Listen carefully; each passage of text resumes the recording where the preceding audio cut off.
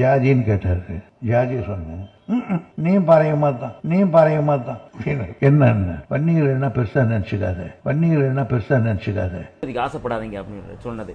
நீங்க எப்படி பொது வீதியில நடக்காதீங்களோ, பொது குளத்துல நடக்காதீங்களோ, அது போல சொல்லாடலாம் அந்த வார்த்தை. நீங்க வந்து பொது தொகுதி கேட்காதீங்க அப்படிங்கிறது. இது ஏன் நியூஸ் செவன்ல இதை ரெக்கார்ட் செய்கிற வன்னியர்கள் அது யார் சொன்னார்கள் என்று சொன்னாலும் சரியானதாக. அது கலைஞர் தான் சொன்னாரு. நாங்க என்ன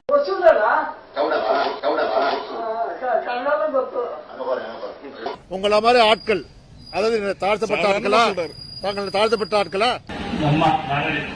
தாழ்த்தப்பட்ட சமுதாயம் பிறகு 7-8 ஆதி திராவிட சமுதாயத்தை சார்ந்த ஒரு ஹைகோர்ட் ஜட்ஜாக இருந்தார் என்றால் அது திராவிட இயக்கம் போட்ட பிச்சை.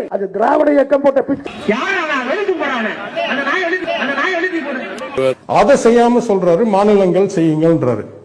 ஆனா அம்பட்டம் கடை முடிவற்ற கடையே தொழில் ரீதியா போயிருப்போம்.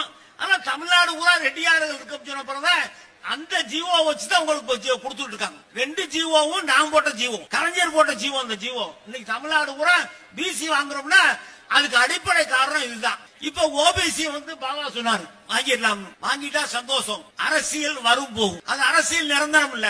ஆனால் இந்த சமுதாயத்துக்கு எதையாவது செய்ய தைரியமா செய்யணும்னா நானும் அண்ணன் நேரு மந்திரியா வந்தா மட்டும்தான் செய்ய முடியும். வேற யாரும் தைரியமா செய்ய மாட்டாங்க.